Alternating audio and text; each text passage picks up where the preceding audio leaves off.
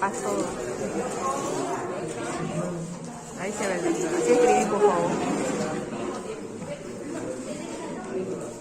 Bien, gracias, por favor. Muchas gracias.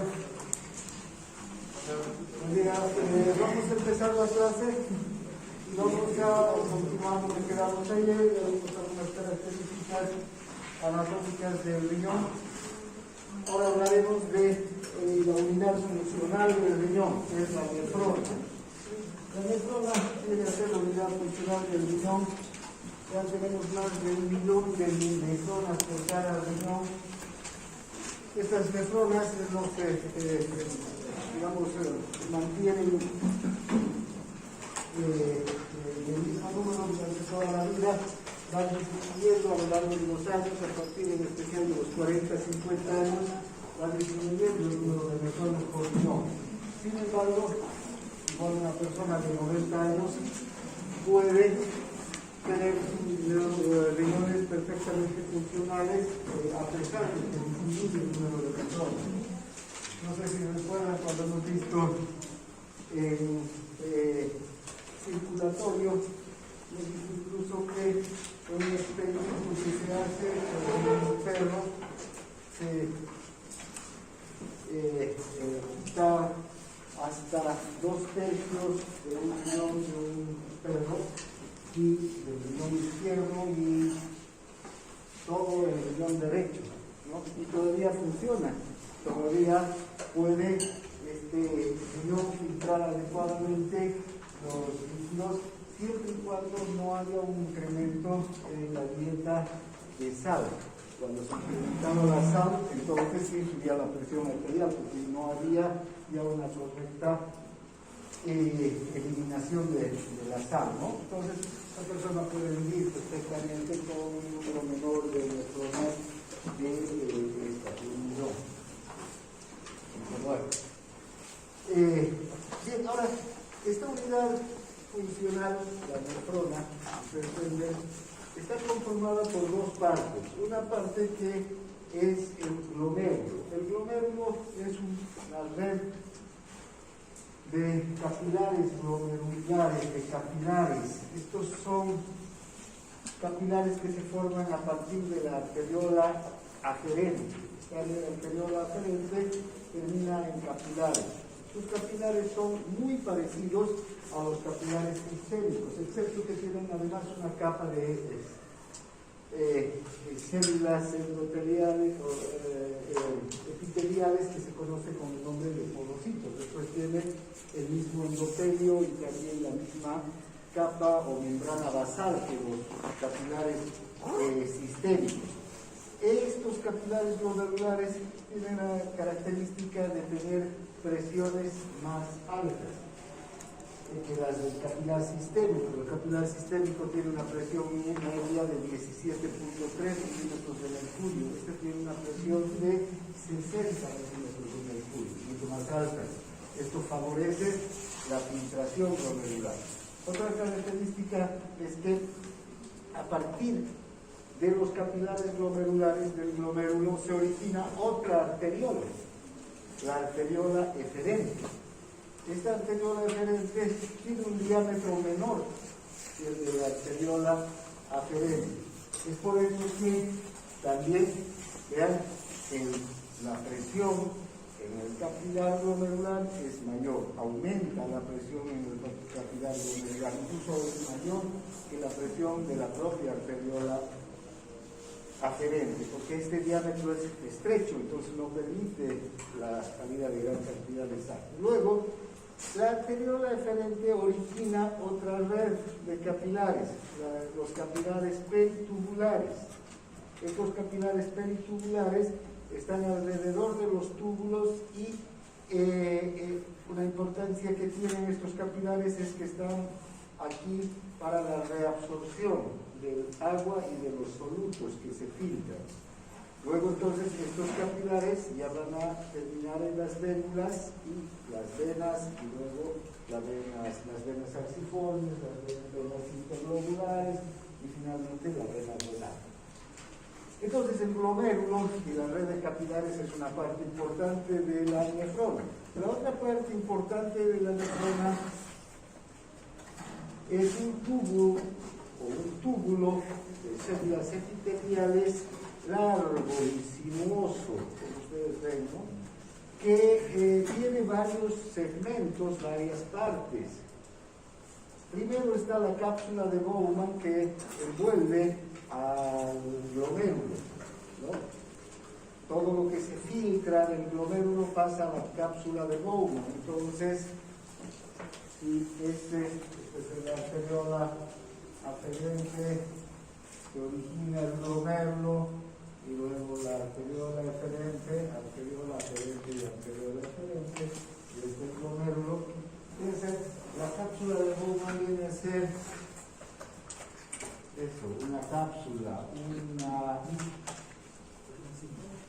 un tejido epitelial que envuelve totalmente al glomérulo. Cuando se filtra entonces el líquido desde los capilares glomerulares, ¿a dónde se filtra? A este recipiente que viene a ser la cápsula de Bowman. Luego la cápsula de Bowman se continúa con un tubo sinuoso que es el tubo contorneado proximal, digamos el tubo contorneado proximal. ¿Por qué se llama tubo contorneado proximal? Porque es sinuoso, contorneado y está próximo al glomérulo. Después de el tubo contorneado proximal, ¿vean? Empieza lo que se conoce como el asa de Henle. El asa de Henle es una porción larga que desciende en el interior del tejido del riñón hasta la médula del riñón y ahí hace una vuelta, asa, por eso se llama asa, a esta curva que da, digamos, esta vuelta, este retorno se llama asa, y el asa de Henle vuelve a subir, digamos, hacia la corteza. Por eso el asa de Henle tiene dos porciones, una porción descendente y una porción ascendente. Después vamos a ver más en detalle todavía estas porciones. El asa de Henle termina, en realidad deberíamos utilizar al revés, ¿no? Porque podría ser así, pero por un aspecto más didáctico lo estoy haciendo así. El asa de Henle, como ustedes ven, asciende y termina en otro tubo, el tubo contorneado distal. Entonces, después empieza otro, después del asa de Henle, viene el tubo contorneado distal. Distal es porque está lejos del riñón, ¿no? No del riñón, del glomérulo.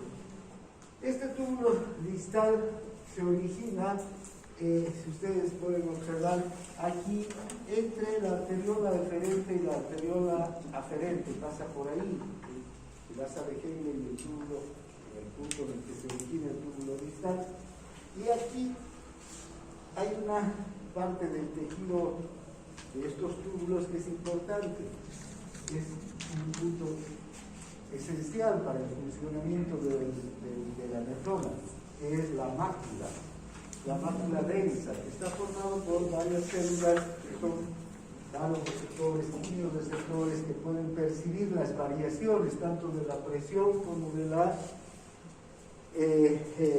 concentración del líquido filtrado, del líquido que está circulando en los túbulos. Después del túbulo contorneado distal llegan los conductos y túbulos colectores. Esta es ya la función final de la nefrona. Vean, esta ya es la función final de la nefrona, donde se va a terminar el túbulo distal y estos conductos colectores terminan en la pelvis renal. Entonces, a esta altura, o a esta altura también, donde se origina la pelvis renal, ya tenemos la orina totalmente formada. Bien, entonces son las características a grandes rasgos de la nefrona. Entonces aquí podemos observar en mayor detalle estas características que les decía. El glomérulo, la arteriola aferente, el glomérulo, la arteriola referente, la cápsula de Bowman, el túbulo contorneado proximal, el asa de Henle. Una cosa importante es que el asa de Henle tiene la porción descendente, y vean cómo esa porción descendente se adelgaza, por eso se llama porción descendente delgada o porción descendente fina. Luego es la porción ascendente, pero la porción ascendente tiene una parte delgada y una parte que nuevamente se vuelve gruesa, se ensancha. Entonces aquí hay la porción ascendente delgada y la porción ascendente gruesa. Termina el asa de Henle y en esta zona empieza el túbulo contorneado distal. Vean, el túbulo contorneado atraviesa entre la arteriola eferente y la arteriola aferente, entre las dos arteriolas. Esto es importantísimo. ¿Por qué? Porque aquí está la mácula. Y la mácula tiene la capacidad de tener células que pueden no solamente detectar las características del líquido que está circulando por aquí, sino también la presión de la sangre que está en estas arteriolas. Las células entonces de la mácula van a, de acuerdo a las variaciones de la presión, de las concentraciones de los líquidos y de la sangre, mandar señales para que aumente o disminuya, por ejemplo, el filtrado glomerular, o esta arteriola aumente o disminuya su calibre, ¿no? Vamos a ver estos mecanismos reflejos que regulan el funcionamiento de la nefrona, comparte el funcionamiento de la nefrona. Entonces, la mácula. A partir de aquí está el túbulo distal que llega a los túbulos colectores y finalmente aquí ya al final de los túbulos y de los conductos colectores, ¿qué es lo que tenemos? La pene, la orina formada. Recuerden entonces el glomérulo es un penacho, una red de capilares que tiene una presión alta. Desde ahí se filtra el líquido hacia la cápsula de Bowman.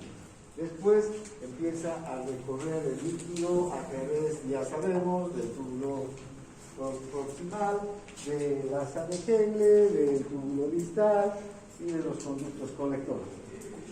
Solamente vean, este es un esquema del glomérulo, la cápsula de Bowman. Aquí empieza el túbulo proximal con sus células epiteliales. Vamos a ver que todas estas células epiteliales están llenas de medios de transporte. ¿Para qué? Para la reabsorción y secreción de sustancias hacia la luz del túbulo, desde y hacia la luz del túbulo. Si ustedes observan aquí, hay un corte, este corte es del túbulo contorneado distal. Y vean, hay variedad de células, ¿no? Diferentes células. Estas son los receptores que les digo. Esta es la mácula densa. Esta mácula densa entonces juega un papel importante.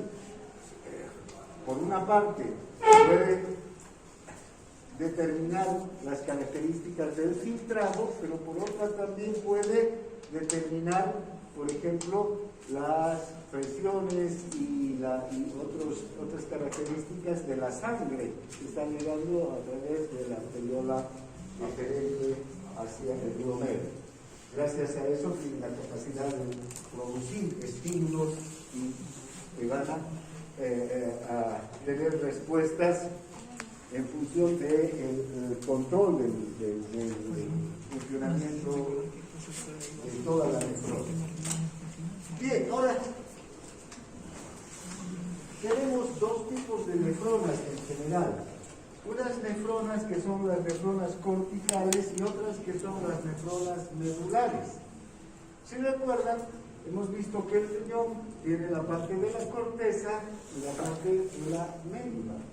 esta sería la parte de la corteza. Esta línea divide la corteza de la médula. Recuerden, en este otro esquema hemos visto esa línea segmentada. Bien, generalmente en la corteza están los glomérulos y las cápsulas de Bowman de todas las nefronas.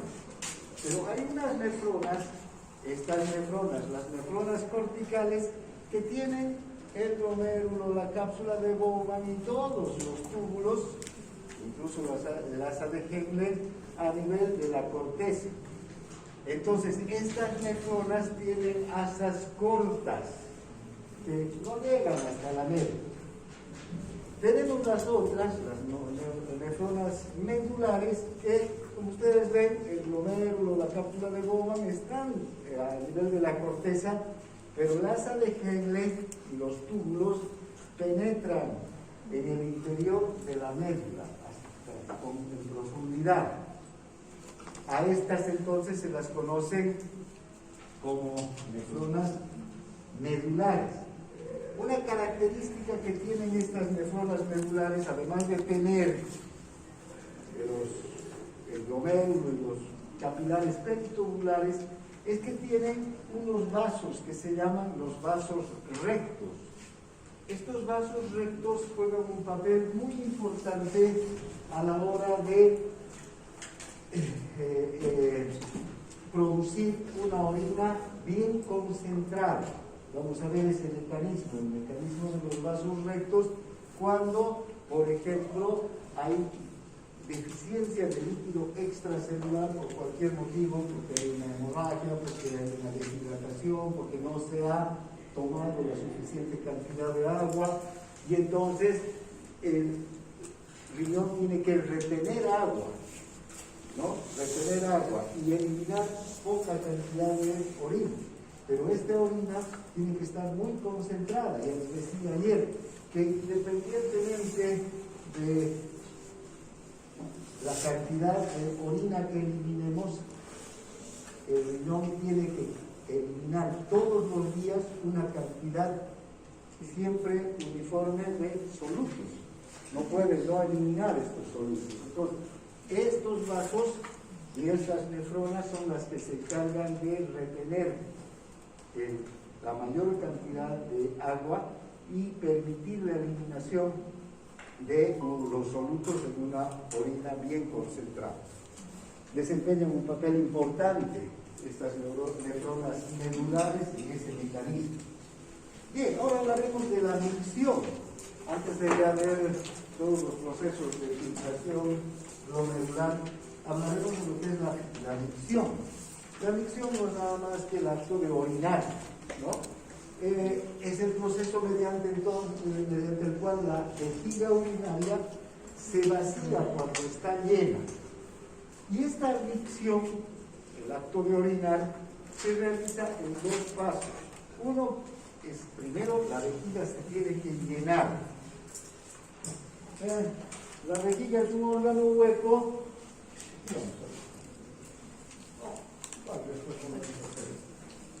Que varias veces vamos a hacer este esquema que estamos teniendo aquí. La vejiga es un órgano hueco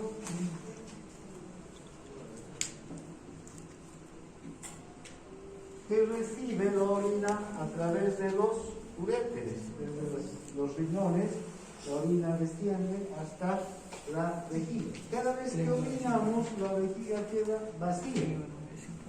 Imagínense una pelota totalmente vacía de aire, ¿no? Arrugada, si quieren, sin nada de aire. Cuando la pelota se llena de aire, pero no a presión, sino simplemente se distiende con aire y tocamos esa pelota y la aplastamos con facilidad, no hay presión dentro. El aire hay una presión, pero el aire que está dentro de la pelota apenas ejerce presión sobre las paredes. ¿Sí? Entonces, esto va a ocurrir también en la vejiga. Primero la vejiga queda totalmente vacía después de la micción. Luego empiezan a llegar pequeñas cantidades de orina dependiendo de cuánto lo hayamos tomado, pero eso sí, los riñones todo el día producen orina, en algunos momentos más y en otros momentos menos. Si me tomo 1 litro de agua ahora, en media hora mis riñones van a producir el litro de agua que me he tomado en forma de orina, ¿no es verdad? Voy a ir 3 o 4 veces al baño a orinar. Entonces, sea como sea, entonces va llegando la orina a la vejiga hasta que se distienden totalmente las paredes de la vejiga. Y entonces empieza el líquido a ejercer una presión sobre la vejiga. ¿No es verdad? ¿Dime? Sobre las paredes de la vejiga. Sobre las paredes de la vejiga. Y entonces la vejiga se va a empezar a distender. ¿Está claro? Entonces se va a empezar a distender la vejiga y la vejiga está inervada por terminaciones del simpático y del parasimpático. Las terminaciones del simpático son terminaciones sensitivas. Llevan esta sensación de distensión hasta la médula espinal y hasta la corteza cerebral, hasta el tronco del encéfalo. ¿Y qué sentimos entonces? Ganas de orinar, deseos de orinar. Es lo primero que vamos a sentir. ¿No es verdad? Ahora, este es un reflejo, por eso se llama reflejo de micción. Ese estímulo que llega a los centros nerviosos vuelve hacia la vejiga a través de otro sistema, del sistema parasimpático. El simpático lleva lo sensitivo, pero el parasimpático vuelve con el estímulo motor, ¿no es verdad? Y el parasimpático, como ustedes recordarán, ¿qué es lo que va a secretar sobre estas células musculares? Acetilcolina. La acetilcolina aquí va a producir contracción. ¿De qué? Del músculo, el trígono de la vejiga, pero va a producir también dilatación del esfínter interno, el esfínter interno de la vejiga, que es un músculo liso, igual que el músculo liso de la vejiga. También está gobernado por el parasimpático. Pero aquí, un poco más descendente, ya sobre casi entre la división de la vejiga y la uretra, ¿qué tenemos? Un esfínter que se conoce con el nombre de esfínter externo. Este esfínter es una masa de músculo esquelético, ya no es músculo esquelético, ya no es músculo liso, ya no está controlado por el parasimpático, sino está controlado por los nervios que controlan los músculos esqueléticos, como los que están en nuestros brazos o en nuestras piernas o en cualquier otro lugar. Y recuerdan, estos músculos están controlados por el sistema nervioso central y los controlamos a voluntad. Por eso es que en muchos animales este reflejo de micción se produce en el lugar en donde están, ¿no? Están caminando, están parados en el lugar donde estén, orinan, porque el reflejo de micción es un reflejo que se produce involuntariamente. En nosotros no ocurre eso. O en los niñitos que no se han desarrollado todavía el aprendizaje de motor de este esfínter, porque igual que el niñito tiene que aprender a caminar, tiene los músculos, pero tiene que aprender a caminar, ¿verdad? Tiene que guardar movimientos motores en la corteza motora, en la corteza premotora, recuerdan la imagen motora, todos esos mecanismos igual se van a dar aquí con este músculo. Es un aprendizaje. Este está entonces controlado por un nervio pudendo que está a nivel del sistema ya de los nervios sacros, ¿no?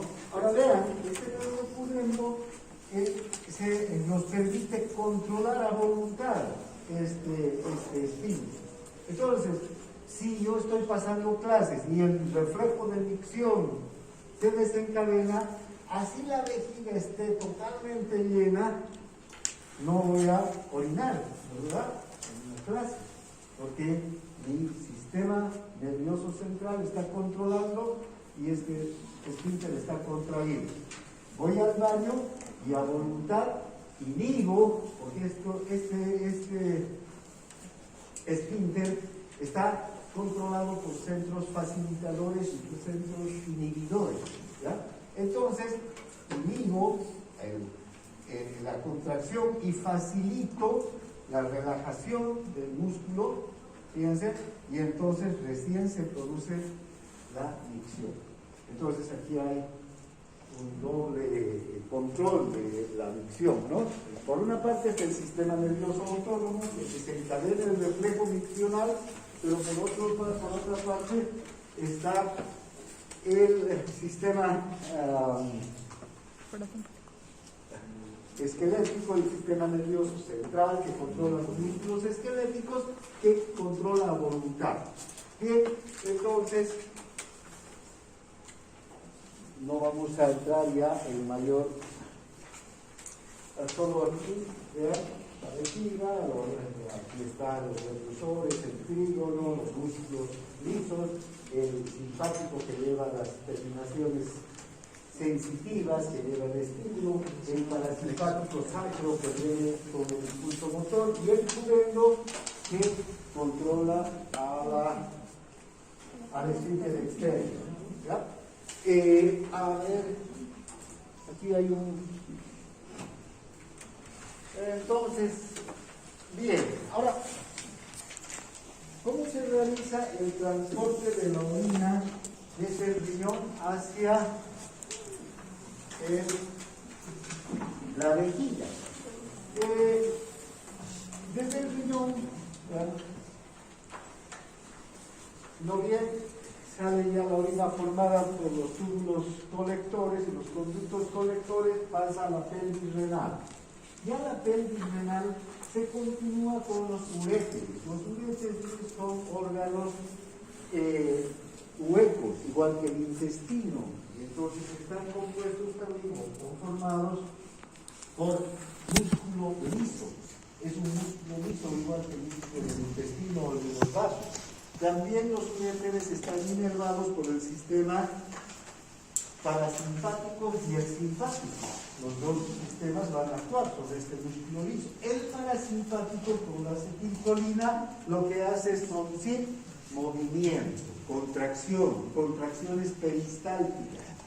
Entonces, cuando, fíjense, si este es el uréter, llega a la orina y ocupa el músculo liso, el tubo, va a producir dos mecanismos. Un primer mecanismo es el de contacto. Ya sabemos que todos los músculos lisos, cuando hay una presión sobre ellos y se distienden por la presencia de líquido o de gases, ¿qué va a pasar?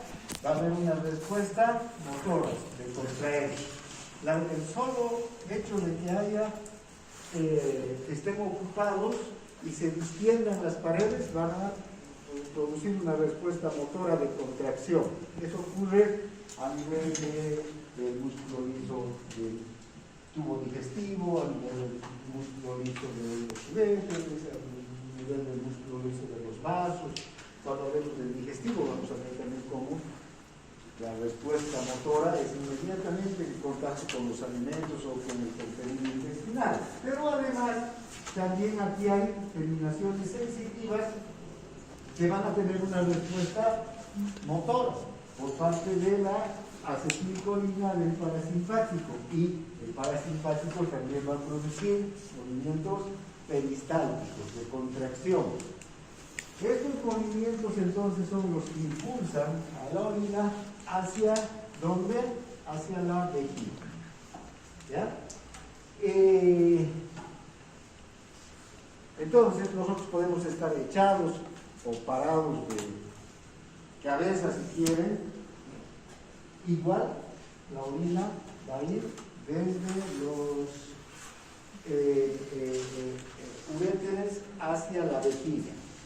O sea, independientemente de que estemos de pie, no se trata de que por gravedad la orina baja.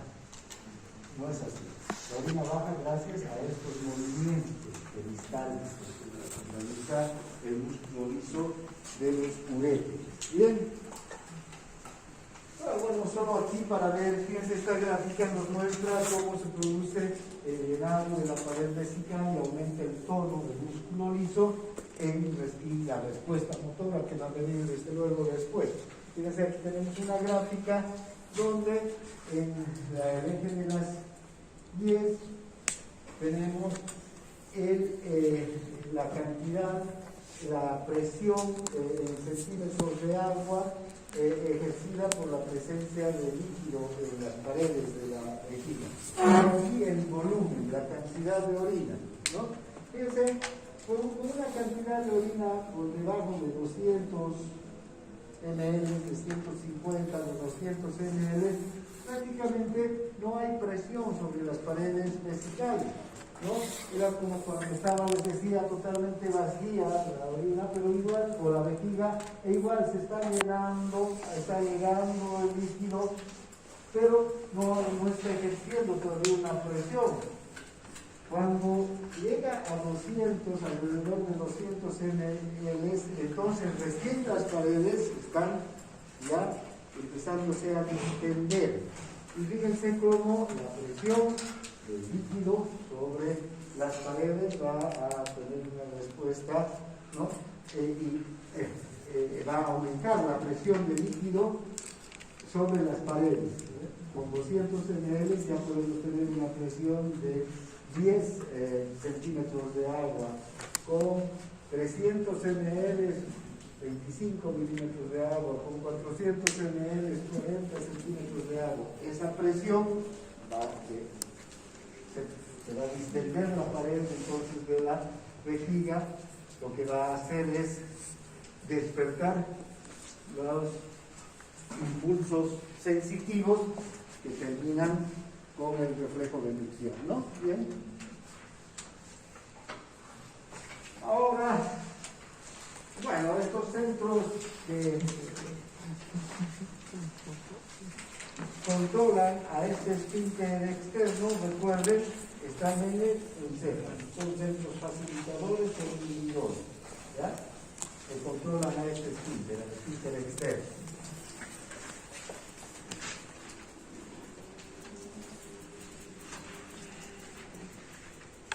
Bueno, puede haber también anomalías en la micción, ¿no? Pueden haber vejigas atónicas con incontinencias, vejigas automáticas, vejigas neurógenas. Todas estas anomalías de la micción generalmente tienen que ver con alguna situación de alteración en la conducción de los estímulos, ya sea los estímulos sensitivos o de los estímulos motores, ¿no? Esta vejiga atónica, por ejemplo, destrucción de fibras nerviosas sensitivas, las fibras simpáticas que llevan el estímulo. El paciente no siente el deseo de emisión. O esta vejiga automática que se debe a una lesión de la médula y que afecta a la región sacra, y entonces quien controla los movimientos de la vejiga, el parasimpático, pero no el parasimpático craneal, no es el nervio vago, sino son las terminaciones nerviosas que salen del sacro, del parasimpático sacro. Recuerdan, el parasimpático está dividido en el craneal, el vago y el glosofaringeo, y el parasimpático sacro. Entonces, si hay una lesión en la región sacra, puede darse esto. También la vejiga neurógena, que no tiene una inhibición debido a la falta de señales desde el cerebro. Entonces, estas anomalías de la vejiga pueden estar muy vinculadas con los estímulos sensitivos o las respuestas motoras, ¿no? Para la eliminación de la orina. Bien, solamente para que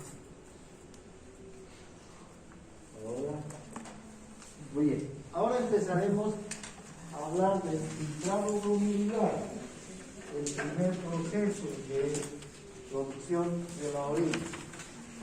Ya hemos visto entonces que cuando volver mi vejilla, esta vejilla, y volveremos a la nefrona.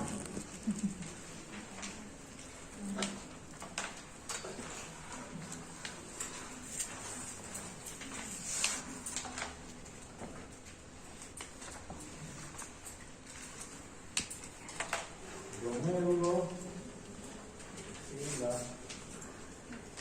cápsula de Bowman, ¿ya? Bien, entonces vean, el filtrado glomerular no es nada más que un líquido que se filtra desde el glomérulo hacia la cápsula de Bowman. Este líquido tiene las mismas, digamos, los mismos componentes que el plasma, excepto que no tiene proteínas.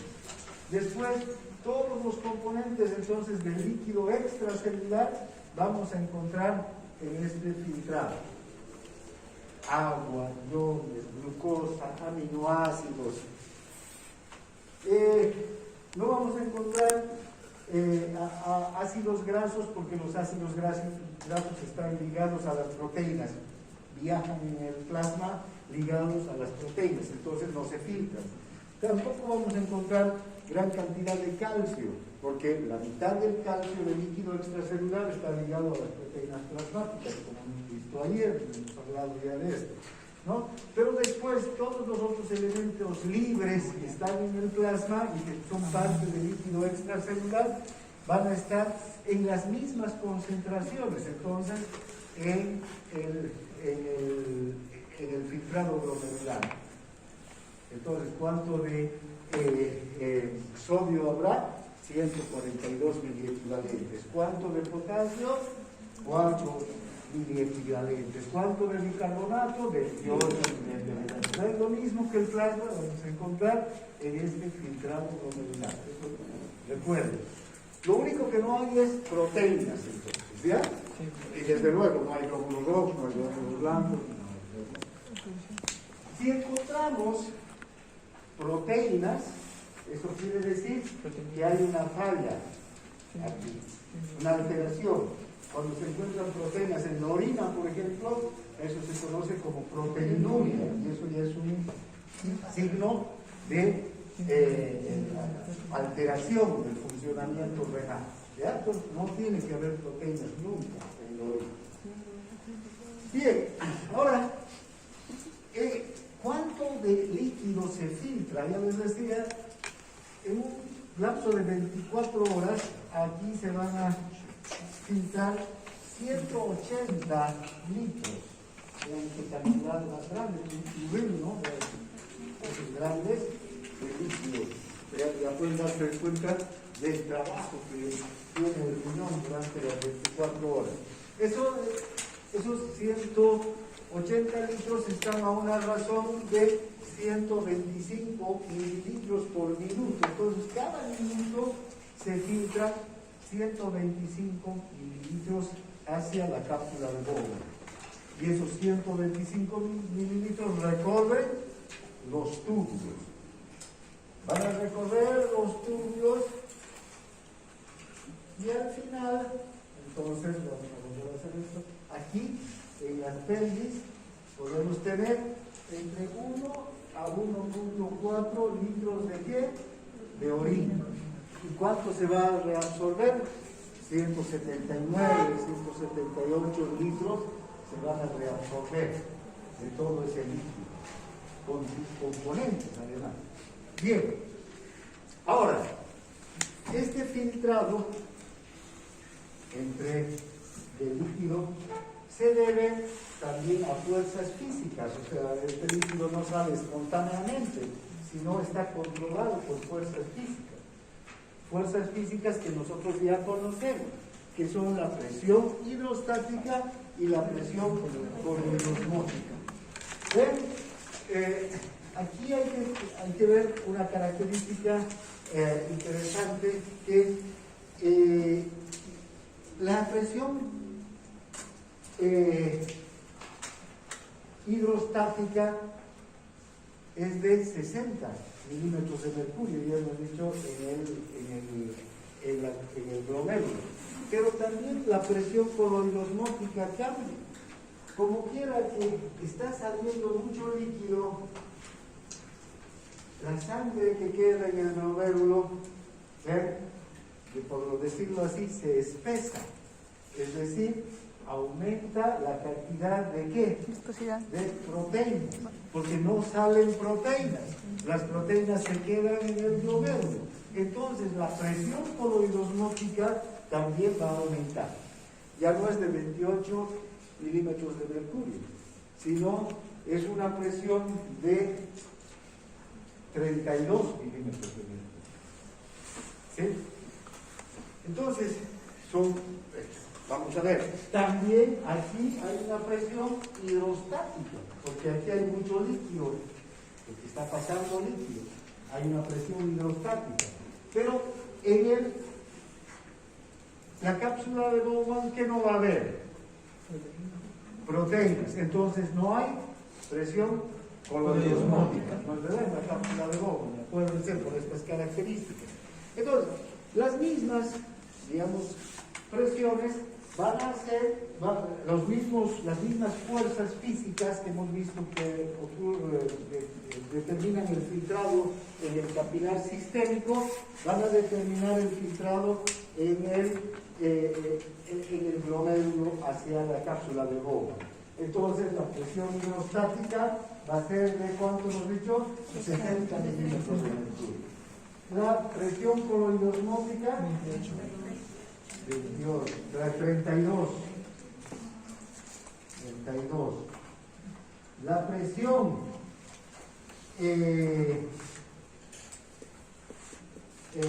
hidrostática de la cápsula de Bowman de 18. Ahora, ¿cuáles son las fuerzas que favorecen y cuáles son las fuerzas que se oponen? Esta fuerza favorece y estas dos se oponen. Entonces, si sumamos estas dos, ¿cuánto nos da? 50. Y estos 60. Si restamos 60 menos 50, 10 milímetros de mercurio a favor de la filtración. Entonces, vean, por eso es que estos 10 milímetros de mercurio que están a favor de la filtración se van a filtrar 180 litros de agua durante las 24 horas. Por esta presión grande, ¿no? A favor de la salida del líquido. Entonces son estas fuerzas que también van a determinar la salida del líquido. Y desde luego también está la permeabilidad capilar que se da por el área de superficie de los capilares, ¿no? Bien, cuantos más capilares glomerulares haya, mayor filtración. Cuanto menos capilares glomerulares haya, menor filtración. Entonces, eso va a depender de la integridad del riñón, desde luego. Ahora, vean, analizaremos un poquito la membrana capilar del glomérulo. Ustedes recuerdan, la membrana capilar de los capilares sistémicos solamente está conformada por las células endoteliales y la membrana basal, no hay nada más, ninguna otra estructura. Aquí vamos a tener que la membrana capilar del glomérulo tiene 3 capas. Una primera capa es el endotelio capilar, o sea, las células endoteliales con sus poros, con sus fenestraciones. Estos poros tienen una característica. Son poros estrechos que solamente permiten que se filtren sustancias de bajo peso molecular. Las proteínas por eso no se filtran. Por otro lado, estos poros también tienen cargas negativas. Hola, ¿cómo estás? Igualmente. Estos poros tienen cargas negativas y las proteínas, ¿qué tipo de carga tienen? Negativas. Entonces se repelen, ¿verdad? No pasan con facilidad. Luego, la membrana basal, esa es la membrana basal, está compuesta por proteoglicanos, por colágeno y también está dotada de cargas negativas. Otra barrera para el paso de proteínas y sustancias con pesos moleculares altos. Y finalmente, hay unas células epiteliales que se llaman porocitos. Los porocitos, ¿no?, son células que tienen sus, digamos, extensiones que parecen pies, por eso se llaman porocitos, ¿no? Estas células epiteliales, como ustedes pueden ver, forman válvulas, una especie de válvulas por los que también pasa el líquido y las sustancias de bajo peso molecular, pero no pasan sustancias de peso molecular grande, porque ahí van a quedar atrapadas, si quieren ustedes. Pero además aquí también hay cargas eléctricas negativas. Entonces todo eso hace que esta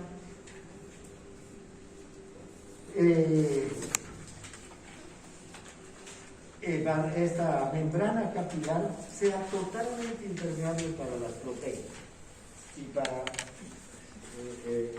sustancias de peso molecular alto. Por eso es que nunca vamos a encontrar proteínas en la orina. Si se encuentran, ya saben, es un síntoma de patología, de enfermedad, ¿no? Bien, la alteración renal.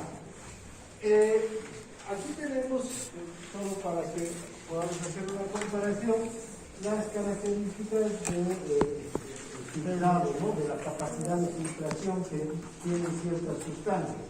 El agua, que tiene el menor peso molecular de 18, es la sustancia, la molécula que más fácilmente filtra, y le vamos a poner un valor de capacidad de filtración de 1.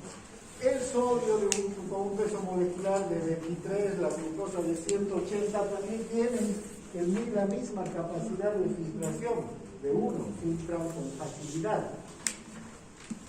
La inulina, que es una sustancia que sirve para precisamente determinar la capacidad de filtración de los riñones, no es una sustancia que se produce en el organismo, sino que sirve para... ¿sí?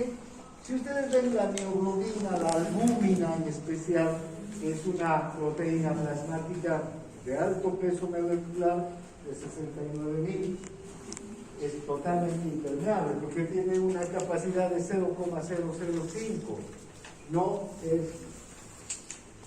No pasa entonces los poros, ni los porocitos, ni la membrana basal, ninguna de estas estructuras.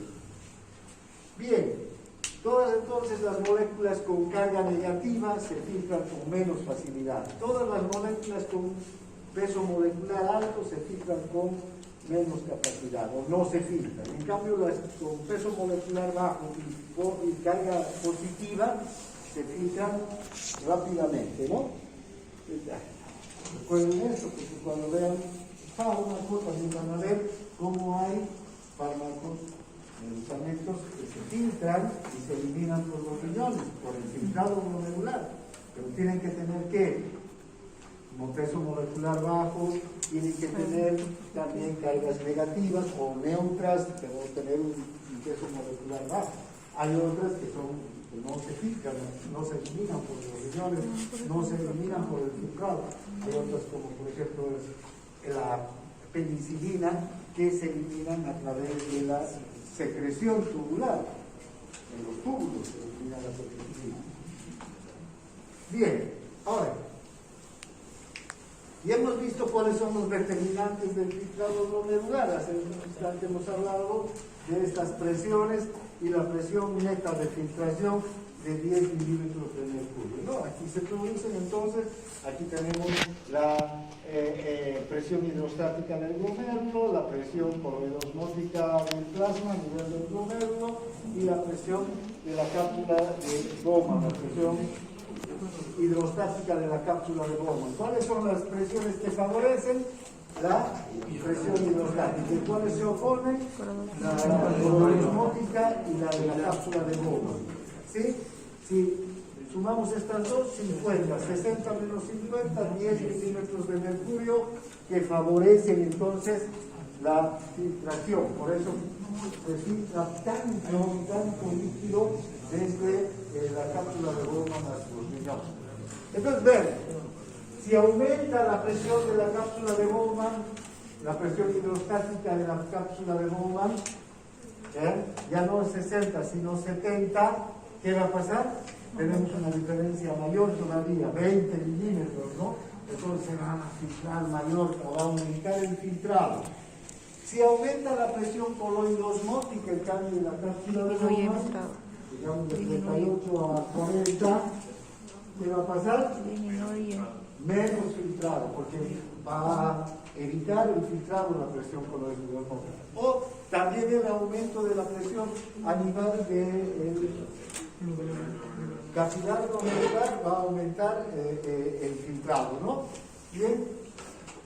Y no, más bien, si se aumenta en la cápsula de Bowman la presión, aquí, y en vez de 18 llegamos a 32 o a 25, va a evitar el filtrado, se va a oponer al filtrado, ¿no? Bien, entonces está claro esto. Sí. Bien. ¿Dónde estoy? Estoy viendo hacia atrás. Bien, ahora vean, el flujo sanguíneo renal es algo, y hemos dicho que representa el 22% del gasto cardíaco. Entonces, a nivel de los riñones pasa 1.100 mililitros de sangre cada minuto, que es el 22% del gasto cardíaco, 1.100 ml de sangre pasan por el riñón. Fíjense, de los 5 litros, 1.100 se van al riñón cada minuto. Eso muestra que el riñón es un órgano que trabaja intensamente, ¿no? ¿Para qué va tanta sangre al riñón? No va para las necesidades metabólicas del riñón, porque el riñón es un órgano pequeño, ¿no?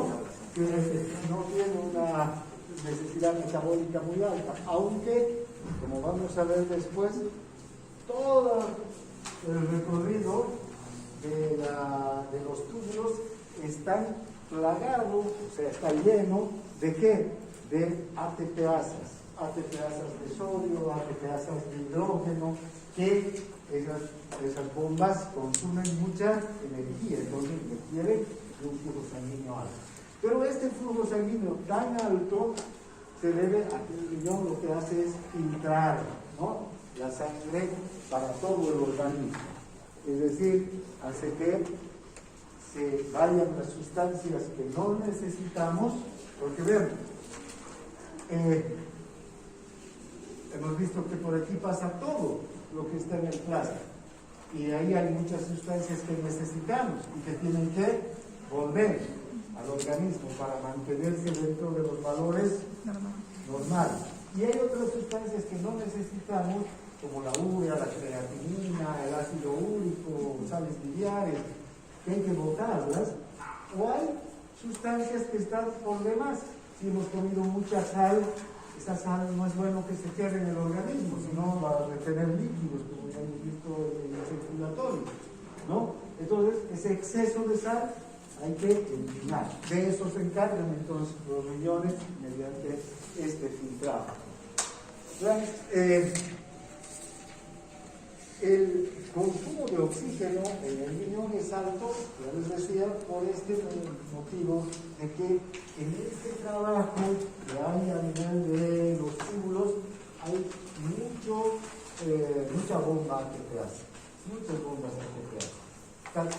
Vamos a ver, las ATPasas ahí determinan que se reabsorba agua, que se reabsorba sodio, que se secrete potasio. ¿Para qué? Para mantener las concentraciones. Hay ATPasas de hidrógeno también, ¿no? Entonces, hay una actividad intensa de medios de transporte, tanto de medios de transporte activos como de medios de transporte pasivos. Bien, en especial la reabsorción de sodio demanda muchísima inversión de energía para el riñón. Bien, ahora la filtración glomerular tiene un control fisiológico a partir del flujo sanguíneo renal, ¿no? La activación del sistema nervioso simpático reduce el filtrado glomerular ¿Por qué? Porque se contraen las arteriolas renales y se reduce el flujo sanguíneo. ¿Vean? ¿Esto qué significa? Ya hemos hablado que cuando se activa el simpático, cuando estamos en estrés, ¿vean? Disminuye la secreción de orina y la formación de orina, porque el estrés va a influir en casi, bueno, cuando estamos en estrés hay una descarga de noradrenalina en todas las arteriolas, ¿no es verdad? Periféricas y en especial de las vísceras, de los órganos. Y esta descarga de noradrenalina también llega a esta arteriola, a la arteriola aferente. Y la noradrenalina sobre la arteriola aferente, ¿qué va a hacer? Contraer. Y si se contrae, disminuye el diámetro. Y si se disminuye el diámetro, disminuye el flujo, la cantidad de sangre que llega al glomérulo. Y si llega menos sangre al glomérulo, filtra menos. Está claro, ¿no es verdad? Entonces la adrenalina, la noradrenalina tienen ese papel, ¿no? La angiotensina 2 también contrae las arteriolas eferentes, pero va a incrementar la reabsorción tubular de sodio, de agua, y va a ayudar a regular el filtrado, el glomerular. Entonces, ¿dónde actúa la angiotensina 2? Aquí. ¿No sé? Y la angiotensina 2 también.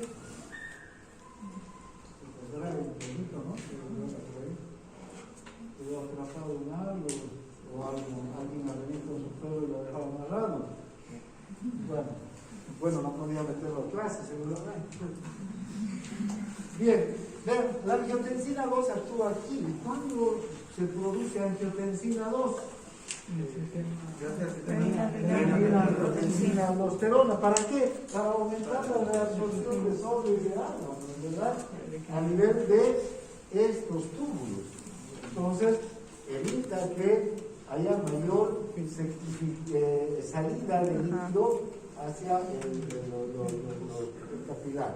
El óxido nítrico también, que se produce en el endotelio, también hemos visto que el óxido nítrico se produce en el endotelio, reduce la vascularidad renal. ¿Por qué? Porque el óxido nítrico es vasodilatador.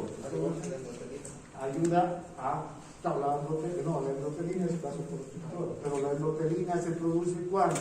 Cuando hay un daño en el endotelio. En este caso, el óxido nítrico se produce fisiológicamente en algunos órganos que van a aumentar su actividad, su flujo, ¿no? O sea, necesitan aumentar el flujo. Las prostaglandinas, la bradicinina, etcétera, tienden también a aumentar el flujo. ¿Por qué? Porque produce vasodilatación. Esto es lógica, ¿no? Si hay prostaglandinas, bradicinina, histamina, ¿qué producen esas sustancias? Vasodilatación. Aumenta el flujo sanguíneo renal. Bien. Ahora hay un mecanismo que es la retroalimentación túbulo-glomerular en la autorregulación del flujo sanguíneo. Y aquí entra en juego estas células de la mácula. Este es un mecanismo muy importante del que vamos a hablar varias veces. ¿Ven?